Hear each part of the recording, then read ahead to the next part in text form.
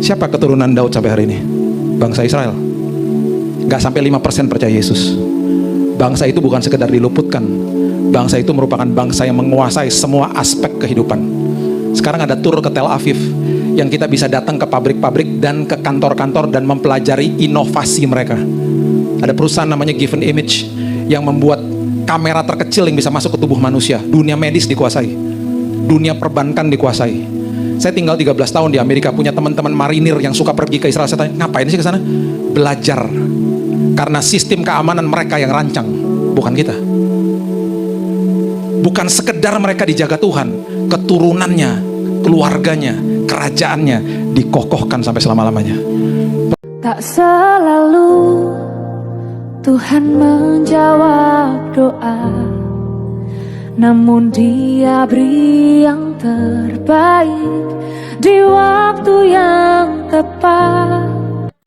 Kita baru merayakan, dan saya maunya dan selalu anjurkan bahwa kita terus rayakan karya Kristus yang besar di kayu salib sampai kepada kebangkitannya. Dan kita perlu tahu kenapa Dia ada di situ, kenapa sampai Dia mengorbankan hidupnya untuk kita semuanya. Saya suka menantang diri saya untuk bertanya kepada Tuhan hal-hal yang bagi saya ya pastinya saya nggak ngerti gitu ya. Dan selalu pasti Tuhan akan bukakan. Jadi saya anjurkan Bapak Ibu sekalian, kalau ada yang nggak ngerti dalam firman Tuhan, baca lagi, kemudian bilang sama Roh Kudus, tolong jelasin sama saya. Nanti pasti dijelasin, nggak mungkin tidak. Kalau pintu diketok pasti dibuka sama Tuhan, nggak mungkin tidak ya. Nah, kenapa manusia itu kok bisa jatuh dalam dosa di awalnya? Dan akhirnya terjadilah karya Kristus yang besar di kayu salib. Kenapa manusia bisa jatuh? Dan yang perlu kita pahami adalah manusia ada di dalam sebuah kondisi yang jauh daripada sempurna pada saat itu. Kalau kita perhatikan dan kita lihat kata-kata aslinya, kata sempurna nggak bisa menggambarkan betapa sempurnanya kondisi manusia pada saat itu. Jadi seringkali dikatakan dengan kata more than perfect, lebih daripada sempurna. Sekarang pertanyaan yang paling penting harus kita pikirkan, di dalam kondisi yang lebih daripada sempurna, kok manusia bisa jatuh dalam dosa? Kalau di dalam kondisi yang lebih daripada sempurna manusia bisa jatuh dalam dosa, apalagi kita toh, yang kondisi kita jauh daripada sempurna, di dalam dunia yang penuh dengan kegelapan ini. Iblis menemukan modus operandi dan sebuah celah yang kemudian dia berhasil membohongi manusia. Dan karena itu menjadi rentetan dari akhirnya sebuah karya yang besar di kayu salib. Karena itu terjadi pemulihan Tuhan dengan manusia. Akhirnya Tuhan memberitahu kepada kita perkara-perkara yang besar dan sebuah pelajaran yang penting, karena Tuhan juga tahu manusia jatuh dalam dosa karena alasan itu. Itu yang kita mau bongkar pada pagi hari ini, supaya hidup kita berkemenangan di dalam Tuhan. Kehadiran itu belum tentu akan ada hadirat. Saya ulangi, sebuah kehadiran belum tentu ada hadirat di dalamnya. Contoh, saya misalnya ketemu sama Pak Wijaya hari ini, misalnya saya ketemu, ngobrol-ngobrol, ternyata kemarin itu misalnya ada sebuah pesta perkawinan di hotel besar, di ballroom yang besar. Dan ketika ngobrol-ngobrol kita baru tahu bahwa kita berdua sama-sama hadir di situ. Lah, kok nggak ketemu Pak? Pernah mengalami kayak begitu mungkin ya? Lah, kok nggak ketemu? Saya juga jam segitu ada di situ. Ya maklumlah, karena tempatnya besar, banyak orang, nggak ketemu. Sama-sama hadir nggak? Sama-sama hadir. Kehadiran itu artinya datang. Kehadiran itu artinya ada. Hadirat itu artinya countenance to countenance, face to face, muka ke muka, ketemu. Saya tidak merasakan hadirat Pak Wijaya karena saya tidak ketemu sama dia. Di dalam sebuah kehadiran belum tentu ada hadirat. Di dalam sebuah hadirat pasti ada kehadiran. Itu sebabnya kita harus mengerti di dalam prinsip firman Tuhan, ya. Seringkali di dalam bahasa Indonesia kurang tepat, ada 1.500 kata yang sedang digodok. Mudah-mudahan lembaga Alkitab segera mengeluarkan Alkitab yang terbaru. Salah satu kata yang diterjemahkan dalam bahasa Inggris dikatakan when I'm awake, ketika saya bangun, you are still there. Engkau tetap ada Tuhan. Dengan kata lain, si pemazmur mau kasih tahu bahwa sebelum saya tidur Engkau ada, selagi saya tidur Engkau memandang aku, Engkau tetap ada. Waktu aku bangun, Engkau tetap ada di situ. Yang dia mau kasih tahu sama kita bahwa Tuhan selalu ada, nggak pernah nggak ada dalam hidup orang percaya. Masalahnya, saya suka menggelitik di hati saya ketika ada orang ngomong begini. Kalau lagi saya ikut ibadah, saya tadi nggak rasa hadirat Tuhan, Pak. Misalnya, tadi saya ikut Zoom ibadah online karena gereja masih tutup misalnya, saya nggak rasa hadirat Tuhan. Yang salah siapa? Tuhan atau dia? Ada orang datang ke hadir di dalam tempat ibadah seperti ini. Ada yang pulang mengatakan begitu. Saya rasakan hadirat, saya tidak rasakan hadirat. Kehadiran Tuhan, hadirat Tuhan tidak bisa dirasakan dengan emosi saja. Betul, kadang-kadang emosi kita kadang-kadang tersentuh dan kita bisa menangis rasakan hadirat Tuhan. Selebihnya kita seringkali ya hidup dalam kehidupan sehari-hari ya gak secara emosi bisa rasakan hadirat dia. Makanya di dalam perjalanan ke Emmaus, kalau kita bongkar eksposisi perjalanan ke Emmaus, kenapa Dr. Lukas menulis bahwa Yesus mendekati dua murid yang sedang pulang ke kampung, dia lagi ngajarin sesuatu, dibutakan mata mereka. Dia lagi ngajarin sesuatu begini, sebentar lagi saya akan naik ke surga, sebentar lagi secara fisik kamu gak akan lihat saya. Yang kamu harus lakukan, percaya sama firmanku, karena firmanku mewakili aku. Sampai hari ini kita gak lihat Yesus secara fisik, kita melihat Yesus di dalam pengalaman hidup dan dalam firman Tuhan. Jadi hadirat Tuhan gak bisa dirasakan lewat cuman emosi. Hadirat Tuhan dirasakan lewat iman. Karena apa? 24 jam sehari dia hadir, dia ada di situ. Makanya di perjalanan badai di dalam perahu, dia katakan, kenapa sih kamu gak percaya? Karena walaupun dia tidur di situ, dia ada di situ. Sekali lagi ya, saya pernah katakan di waktu yang lalu, saya lebih baik ada di perahu, walaupun perahunya menghadap badai, tapi ada Yesus di situ, daripada saya ditinggal nggak menghadapi badai tapi nggak ada Yesus.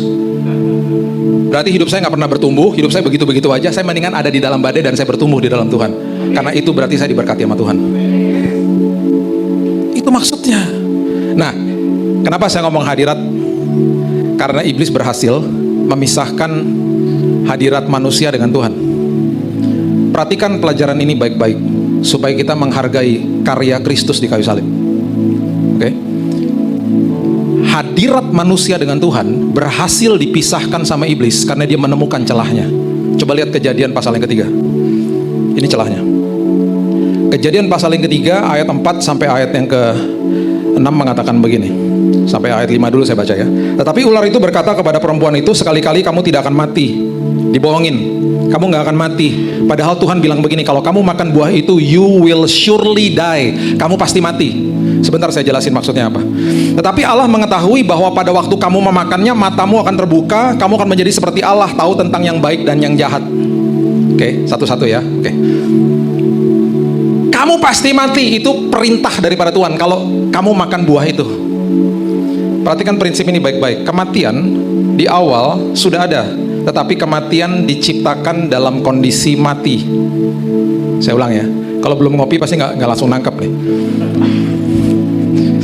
Saya coffee addict soalnya. Death was created. Death, kematian ada, tapi posisinya mati. Kematian ada, tetapi tidak berkuasa atas manusia. Itu maksudnya. Ada kematian. Ada, tapi manusia berkuasa atas kematian. Kematian tidak berkuasa atas manusia. Ada kematian. Nah, Tuhan katakan begini, kalau kamu makan itu, kalau kamu tidak taat, kamu akan mengaktifkan kematian. Itu maksudnya. Itu kata dalam bahasa Inggrisnya, you will surely die. Dan firman Tuhan selalu melebihi namanya, Mazmur katakan. Jadi waktu manusia jatuh dalam dosa, Tuhan gak bisa bilang begini, iya ampun deh, kenapa sampai dimakan? Ulang ya. Kita doa pemulihan, ulang. Besok jangan dimakan lagi udah. Malaikat itu dikerangkeng aja deh pohonnya, nggak bisa. Karena firmannya melebihi namanya, itu integritas ilahi namanya. Your name is your word is above your name. Di Mazmur katakan. Dia nggak bisa tarik balik. Tuhan bilang, you will surely die. Nah, kematian ketika dialami sama manusia, yang pertama manusia alami kematian ada dua fase sebenarnya. Fase kematian pertama adalah ketika manusia dipisahkan dari hadirat Tuhan. Itu yang paling mengerikan sebenarnya. Kemudian manusia masih hidup ratusan tahun, manusia mengalami fase kematian kedua ketika roh dipisahkan dari tubuh. Nah, perhatikan ini baik-baik. Pengorbanan Kristus itu melewati dua fase kematian.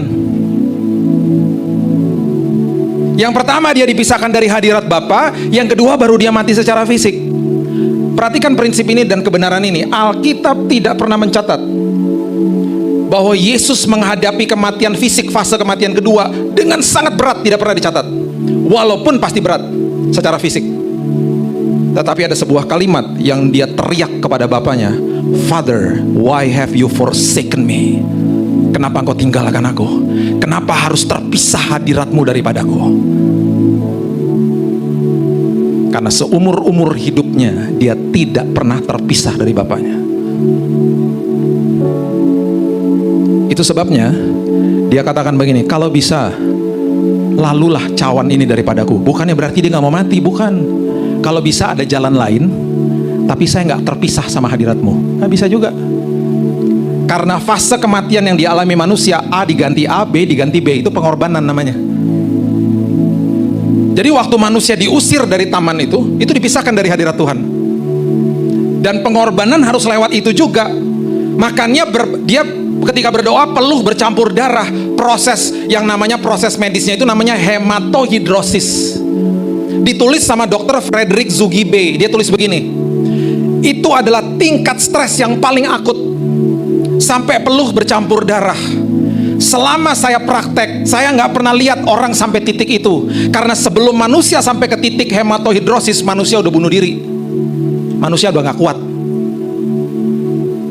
Yesus alami semuanya. Karena dia alami semua yang dia alami. Kalau kita lihat semuanya yang dia tebus, yang dia alami, supaya apa? Supaya kita nggak usah alami. Jadi kalau orang Kristen masih stres, berarti orang Kristen nggak kenal firman Tuhan. Karena stres pun sudah dikalahkan sama dia. Peluh bercampur darah. Kenapa seperti begitu? Karena dia tahu sebentar lagi dia akan dipisahkan dari hadirat Bapanya. Itu sebabnya dia berteriak, kenapa engkau tinggalkan aku, Bapa? Dan iblis berhasil memisahkan ini. Dan di ayat yang ke-5 ini adalah kuncinya yang harus kita bahas hari ini. Dia bilang begini, Allah mengetahui pada waktu kamu memakannya matamu akan terbuka. Padahal udah terbuka matanya. Kamu akan menjadi seperti Allah, tahu yang baik dan yang jahat. Tahu nggak ini kondisinya apa? Perhatikan ini baik-baik. Iblis lagi menghembuskan sebuah kebohongan yang dia lagi kasih tahu sama manusia. Kondisimu yang lebih daripada sempurna ini tidak cukup. Dan ketika manusia merasa tidak cukup, manusia otomatis tidak mengucap. Itu alasan manusia jatuh dalam dosa. Saya buktikan kepada saudara. Manusia jatuh dalam dosa karena manusia tidak mengucap syukur. Dan ketika manusia tidak mengucap syukur, di titik manusia tidak mengucap syukur, perhatikan ayat yang berikut ini. Perempuan itu melihat bahwa buah pohon itu baik untuk dimakan dan sedap kelihatannya. Lagi pula pohon itu menarik hati karena memberi pengertian. Lalu ia mengambil buahnya dimakan, diberikan juga kepada suaminya yang bersama-sama dengan dia, dan suaminya pun memakannya. Di titik manusia tidak mengucap syukur, dosa kelihatan menarik. Pohon itu ada di tengah-tengah mereka, dan mungkin setiap hari mereka lihat. Di dalam kondisi yang senantiasa mengucap syukur, dosa nggak pernah kelihatan menarik.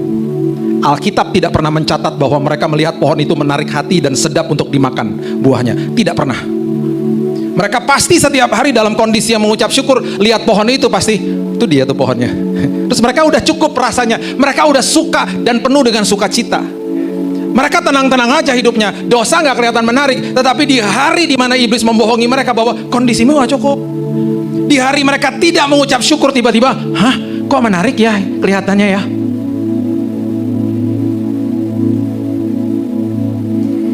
Itu alasan manusia jatuh dalam dosa. Dan itu sampai hari ini modus operandi itu masih dipakai sama iblis untuk anak-anak Tuhan. Kenapa saya bagikan ini? Supaya kita bongkar kebohongan dia, supaya kita nggak bisa dibohongin lagi. Dan ini yang terjadi. Kejadian 3 ayat 23 sampai 24. Lalu Tuhan Allah mengusir dia dari Taman Eden supaya ia mengusahakan tanah dari mana ia diambil. Ia menghalau manusia itu, dan di sebelah timur Taman Eden ditempatkannya beberapa kerub dengan pedang yang bernyala-nyala dan menyambar-nyambar untuk menjaga jalan ke pohon kehidupan.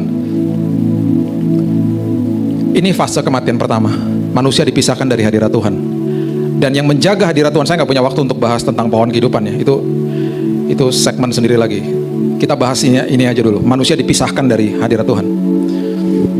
Ketika manusia dipisahkan dari hadirat Tuhan, yang menjaga hadirat Tuhan, bukannya berarti hadirat Tuhan harus dijaga, bukan. Yang mengawal hadirat Tuhan pada saat itu, ditugaskan untuk mengawal, itu namanya malaikat kerub. Malaikat kerub, Bapak Ibu bisa baca di Yeskiel, itu mukanya 4 sisi. Tubuhnya ada bara api, kalau jalan berderu-deru, itu malaikat kerub. Saya ketika menjelaskan ini kepada anak-anak saya ketika mereka masih kecil-kecil, dan saya ajarkan mereka tentang perserikatan kemalaikatan, saya ngajarinnya begini. Departemen penerangan yang pimpin namanya Gabriel. Dia yang ditugaskan untuk kasih berita, betul? Itu departemen yang paling ini tuh, paling kalau ditugaskan paling, aduh, capek deh. Mungkin ya, ini kalau saya lagi cerita sama anak saya begitu. Kenapa? Karena setiap kali mereka datang manusia takut, dan mereka harus punya SOP, jangan takut. Dah elah ribet amat sih. Saya malaikat, saya bawa berita, begitu kan selalu kan. Cuman ada satu yang ketika malaikat turun dia nggak takut dan tidak bangun. Kisah Rasul 12 nanti baca sendiri di rumah. Ketika Petrus sedang dibelenggu, ada di dalam penjara. Malaikat turun, dijelaskan dengan jelas. Malaikat Tuhan turun, itu Lukas yang tulis. Dokter Lukas yang tulis kisah para Rasul. Turun dengan cahaya yang bersinar. Petrus nggak bangun. Kenapa? Karena dia penuh dengan damai sejahtera dan sukacita ketika ada di dalam penjara. Dia tidak bergeming saat itu. Itu khotbah yang lain lagi. Itu saya cuma masukinnya di situ. Oke, Departemen Pertahanan yang pimpin namanya Michael. Ketika Daniel berdoa, Michael mengirim anak buahnya, tolong jawab doanya, cepat turun. Dihadang sama malaikat Persia, iblis. Tertulis di kitab Daniel. Akhirnya bosnya turun. Kenapa lo? Gitu, kira-kira gitu kali ngomongnya. Ribet bos, nih lagi perang bos gini. Udah lo turun buruan sana, I'll take care of this, dia bilang gitu. Dia berkelahi, dia turun, anak buahnya turun ke Daniel, mohon maaf, bos, saya tertahan di udara, ngomong gitu dia. Itu kalau dijadikan Marvel keren banget pasti. Keren banget. Departemen Praise and Worship yang pimpin namanya Lucifer. Karena dia tidak mengucap syukur dan rasa tidak cukup, sombong toh akhirnya, rasa gak cukup kan, mau jadi seperti Tuhan toh, dipecat. Dan ketika dia dipecat, kebohongan itu masalahnya dia dikasih sama manusia dan manusia percaya. Departemen Praise and Worship kosong toh jabatannya. Alkitab mencatat apa? Dibuka lowongan, aku mencari penyembah-penyembah yang menyembah aku dalam roh dan kebenaran. Siapa? Kita semuanya. Kita diminta untuk menggantikan dia. Itu sebabnya dia paling benci sama kita. Ada satu lagi departemen, kalau saya bilang selalu departemen pas pampres. Itu kerub. Itu kerub. Makanya ketika Bapak Ibu lihat tabut perjanjian, itu di atasnya ada wings. That's the wings of cherub. Dan imam besar, kalau sampai dia tidak kudus dan masuk ruang maha suci, dan dia harus dibunuh di situ, yang bunuh malaikat kerub. Karena malaikat kerub yang menjaga hadirat Tuhan, pas pampresnya. Kira-kira demikianlah perserikatan kemalaikatan. Oke. Itu semua terjadi, ya, itu semua terjadi, dan Tuhan yang sangat luar biasa, dia mulai katakan begini kepada manusia di Keluaran pasal yang ke-22 ayat yang ke-5, dia katakan begini, saya mau memulihkan hubunganku dengan manusia. Tetapi di zaman perjanjian lama semuanya serba fisik. Keluaran 25 ayat yang ke-8, Keluaran 25 ayat yang ke-8. Mereka harus membuat tempat kudus bagiku, supaya aku akan diam di tengah-tengah mereka. Jadi Tuhan bilang begini, ayo buat tempat kudus supaya aku ada di situ, supaya hadiratku bisa engkau rasakan. Itu maksudnya, supaya kehadiranku bisa pulih sama manusia. Ini belum ada pengorbanan Kristus. Sekali lagi, semua perjanjian lama kalau Bapak Ibu baca semuanya serba fisik. Dimulai dari mesbah, kemudian ada tabernakel Musa, kemudian ada kemah Daud, kemudian ada bait Allah 1 dan 2 yang didirikan Salomo dan Herodes. Dan di dalamnya ada tabut perjanjian, itu lambang daripada hadirat Tuhan. Semua yang dibaca di perjanjian lama serba fisik, masuk ke dalam perjanjian baru, dimasukin ke dalam manusia. Sekarang kita bisa rasakan hadirat Tuhan di mana saja. Engkau bisa menghampiri tahtaku kapan saja, di mana saja, dalam posisi apa saja. Jadi kalau ada yang masih berpikir begini, saya nggak mau Pak datang ke hadirat Tuhan, saya masih dosa. Orang kalau mandi nggak bersih-bersih dulu, mandi ya mandi aja. Datang ke hadirat Tuhan lagi dimandiin sama Tuhan, dibersihkan sama Tuhan. Engkau bisa menghampiri tahta kerajaanku kapan saja. Kenapa? Karena yang aku lihat bukan dosamu, yang aku lihat Kristus yang mati bagimu. Kan anak domba Allah. Zaman itu waktu yang dilihat itu bukan orang dosanya, yang diexamine sama imam besar adalah hewannya. Hewan yang dikorbankan. Korban sulung yaitu Yesus. Bapa melihat Yesus. Itu sebabnya kita dilayakan. Makanya jangan pernah bilang di atas mimbar kalau berdoa, Tuhan layakan kami hari Minggu ini Tuhan untuk datang ke hadirat-Mu. Enak aja. Doanya gak bisa begitu. Doanya gini, Tuhan terima kasih Engkau sudah melayakan aku untuk datang ke hadirat-Mu. Kasih karunia udah dikasih sama Tuhan. Kita berdoa dari posisi menang, bukan minta kemenangan. Tuhan aku percaya kesembuhan sudah aku terima. Tuhan aku percaya kemenangan sudah aku terima. Tuhan terima kasih bahwa imanku mengalahkan dunia. Aku berdoa dari posisi yang sudah menang. The victory is on my side. Tuhan katakan begitu sama manusia. Ayo bangun mezbah, masuk ke dalam perjanjian baru. Dimasukin sini toh. Yang dulu kalau sakral apa? Bait Allah sakral. Sekarang apa? Yesus katakan begini, udah enggak. Sebentar lagi ada yang melebihi bait Allah. Murid-muridnya bingung, hah melebihi bait Allah? Ini kan besar banget Tuhan. Matius 12 Yesus katakan begitu kepada murid-muridnya. Markus 13 mereka baru keluar dari bait Allah, mereka bilang gini, Yesus ini kan gede banget. Lebih besar dari kayak begini nanti dibangun lagi. Enggak, bentar lagi ini malah akan runtuh katanya. Dihancurkan ketika perang. Dipertajam sama Paulus. Tubuhmu adalah bait Allah. Makanya ketika dulu 2 tahun lalu gereja ditutup, saya bilang gini, gereja nggak bisa ditutup, gedungnya ditutup, gereja tetap dibuka. Kan gerejanya kita, eklesianya Tuhan. Yang ditutup gedungnya, gereja nggak bisa ditutup. Gereja berdampak di mana-mana. Karena kita gerejanya. Itu sebabnya ibadah jalan terus, karena saya gerejanya. Wahyu pasal yang keempat ayat 9 mengatakan begini. Wahyu 4 ayat 9. Ya, dimasukin dalam sini nih sekarang. Setiap kali makhluk-makhluk itu mempersembahkan puji-pujian dan hormat dan apa? Ucapan syukur kepada Dia yang duduk di atas tahta itu dan yang hidup sampai selama-lamanya. Dulu mezbah, sekarang ketika engkau merasakan hadiratku, ngucap syukur. Karena aku tahu manusia jatuh dalam dosa karena tidak mengucap syukur. Mazmur 100 ayat 4 mengatakan apa? Masuk ke dalam pintu gerbangnya dengan nyanyian apa? Nyanyian syukur toh. Mau masuk ke hadirat Tuhan, passwordnya ngucap syukur. Mau tambah lagi merasakan dan betul-betul termanifestasi hadirat Tuhan selalu ada. Termanifestasi dalam hadirat Tuhan, ngucap syukur terus. Catat ini baik-baik. 3 hal saja saya mau berikan dengan cepat. Yang pertama, ketika kita mengucap syukur, kita sedang memposisikan diri kita untuk sangat sulit jatuh dalam dosa. Sangat sulit jatuh dalam dosa. Makanya saya kalau konseling anak-anak Tuhan yang jatuh dalam dosa macam-macam lah ya, pasti akarnya itu. Salah satunya dosa perselingkuhan. Ketika ditanya selalu gitu, ujung-ujungnya, coba ceritain dari awal Pak. Iya Pak, sekretaris di kantor udah bertahun-tahun loh Pak sama saya, gak pernah kelihatan menarik Pak. Tapi kapan Pak kelihatan menariknya Pak? Iya Pak, satu hari saya bangun pagi, saya lihat istri saya ngorok Pak. Mulai ada suara gini, jelek banget ya. Itu baru awal. Berikutnya gini, 15 tahun yang lalu badannya kayak sekretaris di kantor, sekarang anak udah 3 jadi gembul gini ya. Mulai dibanding-bandingin sama iblis. Sama seperti ketika manusia dibohongi sama dia, diberikan kondisi tidak cukup. Kondisimu sekarang gak cukup. Lihat tuh tetanggamu beli mobil baru, mobilmu jelek. Kamu belum di level yang itu. Tuh lihat tuh dia dibentrokin sama yang lain. Makanya ada istilah di Jakarta apa? Gengsi. Manusia dirusak gambar dirinya, padahal dia diciptakan serupa dan segambar seperti Tuhan. Saya diundang ke reuni SMA saya. SMA saya nggak usah sebut lah ya, SMA negeri gaul banget lah pokoknya. Diundang ke reuni. Saya datang ke sana malam-malam karena hari kerja pakai ojek. Karena biar cepat datang. Sampai sana saya lihat mobil mewah semua di luar. Saya dalam hati gini, hebat juga teman-teman gue ya. Udah pada mobil mewah-mewah. Masuk ke dalam tukar-tukar kartu nama. Wah semuanya direktur lah, apalah, owner lah, segala macam. Tiba-tiba ada teman saya bisikin saya, lu jangan percaya ya. Kenapa? Itu mobil-mobil di luar banyak yang nyewa. Hah? Nyewa? Iya. Terus kartu-kartu nama tuh banyak yang buat. Bohong tuh semuanya. Karena mereka lagi mau kasih tunjuk bahwa mereka berhasil, mereka hebat, mereka sukses dari materi, jabatan, dan status. Saya pulang, mereka nunggu mobilnya mereka di Vale. Saya pulang karena tukang ojek saya kasih 50.000 untuk makan supaya nungguin saya supaya saya nggak ribet.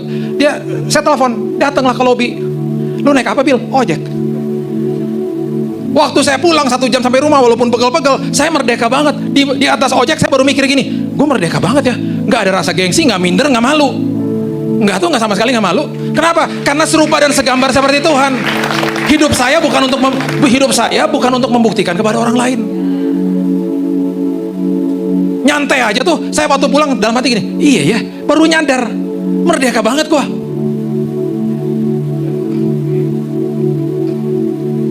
Setelah dia lihat istrinya yang udah gembul itu, di hari dia tidak mengucap syukur, sama seperti tadi kita baca.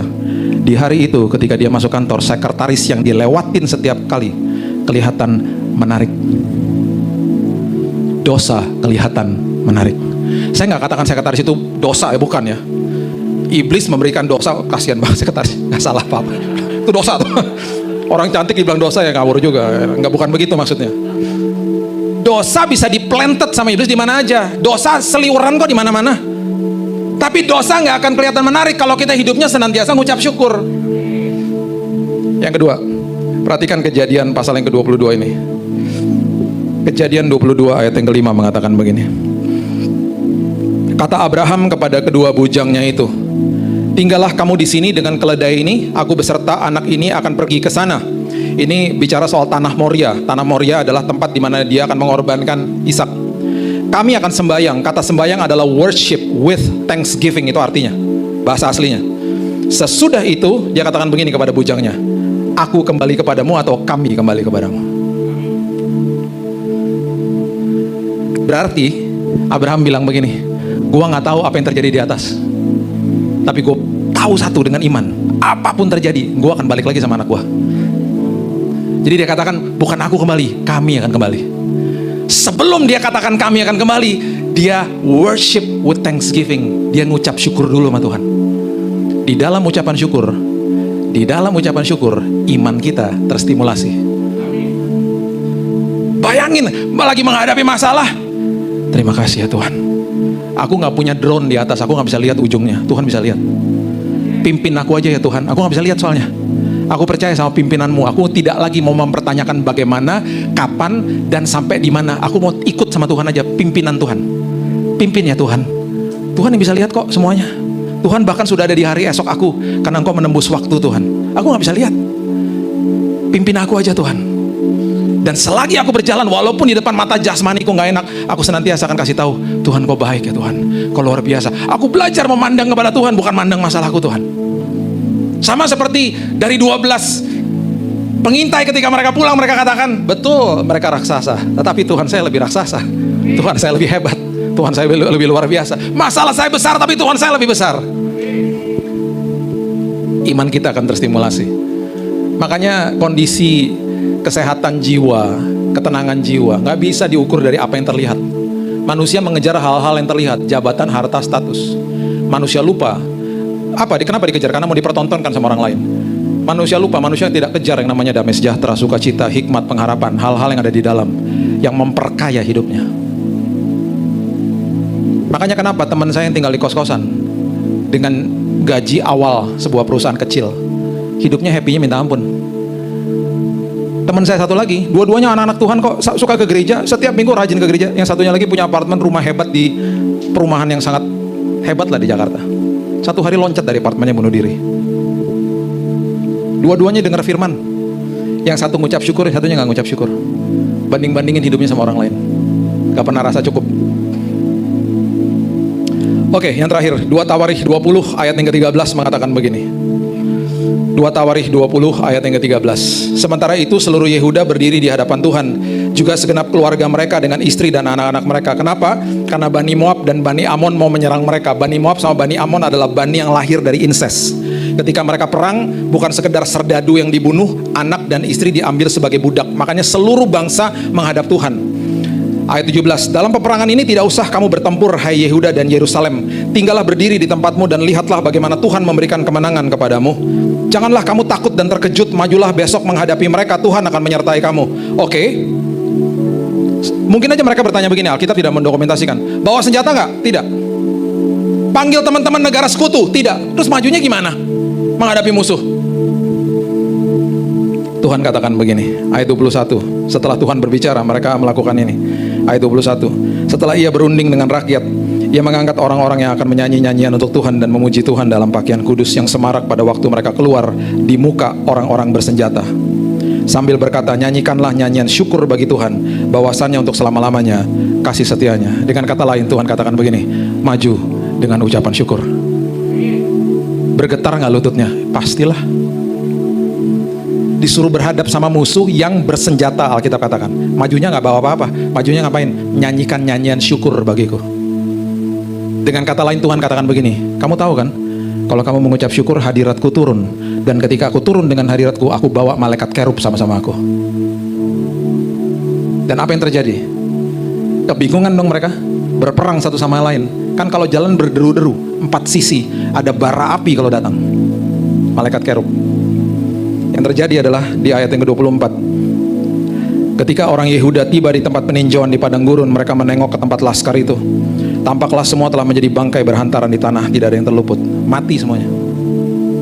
Yang lebih hebat lagi ayat 25, lalu Yosafat dan orang-orangnya turun untuk menjarah barang-barang mereka. Mereka menemukan banyak ternak, harta milik, pakaian, barang-barang berharga. Yang mereka rampas itu lebih banyak daripada yang dapat dibawa. 3 hari lamanya mereka menjarah barang-barang itu, karena begitu banyaknya. Bukan sekedar musuh kita dihalau sama Tuhan. Ada perkenanan Tuhan menanti di balik itu. Ketika kita maju dengan ucapan syukur. Ada kuasa di balik ucapan syukur. Begitu dahsyatnya sebuah ucapan syukur, karena Tuhan tahu manusia jatuh ke dalam dosa karena ucapan syukur, karena tidak mengucap syukur. Itu sebabnya dia katakan, isi hidupmu dengan ucapan syukur.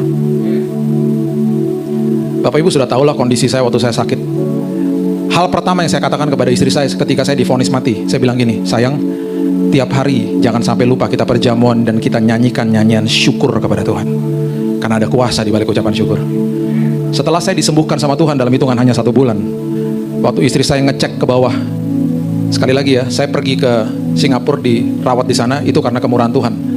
Saya nggak punya asuransi, Tuhan yang bayarin. Sampai di situ, istri saya tanya berapa billingnya, dengan lutut yang bergemetar. Ya iyalah, nanya tagihan berapa ya gemetar lah lututnya. Mbaknya bilang gini, udah lunas bu, ada 80 orang datang menjenguk saya tanpa saya undang, sepertiganya saya nggak kenal. Udah lunas bu, bahkan kelebihan bayarnya. Kami pulang ke Indonesia bawa uang kelebihan, sampai saya bilang sama istri saya, telepon orang-orang yang sedang sakit, khususnya teman-teman yang kita kenal, tabur semuanya. Ini dari Tuhan, balikin kepada mereka. Tuhan bantu kita, sekarang kita bantu orang. Saya di detik terakhir saya bilang gini sama istri saya, besok kita pulang, oke. Book pesawat dong, kita cari berdua di Traveloka. Yang paling murah Lion Air, 600.000. Ih murah nih, nah ini aja yang paling murah itu. Kita mau ngeklik, tiba-tiba ada telepon masuk, teman istri saya, Ci, lu kapan pulang? Besok. Udah beli tiket? Ah, ini baru mau beli. Jangan. Loh kenapa? Gua kan world traveler. Dia teman kita, tiap tahun keliling dunia, masih single. Siapa yang berminat silahkan. Cewek cantik masih single, ya. Cinta Tuhan, paling penting tuh cinta Tuhan. Keliling dunia tiap tahun, karena nggak punya keluarga, keliling dunia. Tiket SQ-nya Singapore Airlines itu poinnya kebanyakan. Dia bilang 2 bulan lagi nih poin gue angus, sayang dong. Sementara gue bisa kasih lu.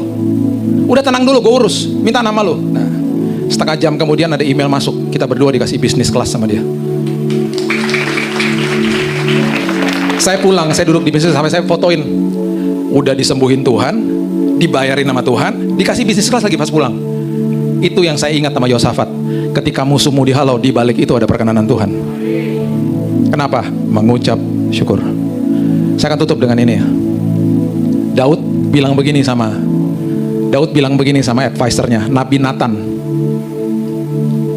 Lu tanya sama Tuhan, gue mau mendirikan bait Allah. Karena tabut perjanjian yang lambang daripada hadirat Tuhan, begitu menghargainya hadirat Tuhan, itu ada di bawah kemah yang reot, kemah Daud. Sementara kita tinggal di istana yang dari kayu aras. Enak aja, gak pantas banget sih. Itu kan hadirat Tuhan, hargai dong. Sekali lagi ya, semua serba fisik saat itu. Nabi Nathan datang kepada Tuhan. Nabi Nathan balik, dia bilang gini, bos gak usah bos, Tuhan bilang gak usah, nanti biar anakmu yang akan membangun bait Allah. Siapa namanya? Salomo. Tetapi karena inisiatifnya datang dari bapaknya, dari Daud, perjanjian kudus, ada holy covenant yang Tuhan lakukan kepada Daud. Dia katakan begini, keluarga, kerajaan, dan keturunanmu akan aku kokohkan sampai selama-lamanya. Gara-gara dia mau bangun bait Allah, karena gara-gara dia menghargai hadirat Tuhan. Apa yang terjadi? Beberapa generasi ke bawah hidup di dalam dosa, dan Alkitab mencatat dengan sangat jelas, harusnya aku koyakkan kerajaanmu, tetapi karena moyangmu Daud, aku luputkan engkau. Ada holy covenant. 300 tahun Daud udah gak ada. Hiduplah seorang raja namanya Raja Hizkia, dikepung sama bangsa Asyur. 185.000 tentara ngepung dia. Apa yang terjadi? Pada malam hari malaikat Tuhan turun, itu pasti kerub, dan 185.000 tentara Asyur mati. Itu 300 tahun loh, Daud udah gak ada. Dan firman Tuhan katakan begini, aku lakukan itu karena namaku, for my namesake, untuk kemuliaanku, dan karena moyangmu Daud. Siapa keturunan Daud sampai hari ini? Bangsa Israel. Gak sampai 5% percaya Yesus. Bangsa itu bukan sekedar diluputkan, bangsa itu merupakan bangsa yang menguasai semua aspek kehidupan. Sekarang ada tur ke Tel Aviv, yang kita bisa datang ke pabrik-pabrik dan ke kantor-kantor dan mempelajari inovasi mereka. Ada perusahaan namanya Given Image yang membuat kamera terkecil yang bisa masuk ke tubuh manusia. Dunia medis dikuasai, dunia perbankan dikuasai. Saya tinggal 13 tahun di Amerika, punya teman-teman marinir yang suka pergi ke Israel. Saya tanya, ngapain sih ke sana? Belajar. Karena sistem keamanan mereka yang rancang, bukan kita. Bukan sekedar mereka dijaga Tuhan, keturunannya, keluarganya, kerajaannya dikokohkan sampai selama-lamanya. Prosesor yang Bapak Ibu pegang di handphone kita masing-masing, itu buatan mereka. Mereka nggak butuh nama, nggak butuh merek. Semua merek yang buat handphone bayar royalti ke mereka. Dahsyat bangsa ini. Apalagi kalau kita bicara Yerusalem, dahsyat. Kenapa? Ada perjanjian kudus. Saya tutup dengan kalimat ini, hargai hadirat Tuhan. Ucap syukur senantiasa. Keturunan dan keluarga kita akan dikokohkan sama Tuhan. Dikokohkan sama Tuhan. Kita akan membuat diri kita untuk sangat sulit jatuh dalam dosa. Iman kita terstimulasi, musuh kita dikalahkan, keluarga dan keturunan kita dikokohkan Tuhan. Berikan tepuk tangan kita untuk Tuhan kita. Tak selalu Tuhan menjawab doa, namun Dia beri yang terbaik di waktu yang tepat.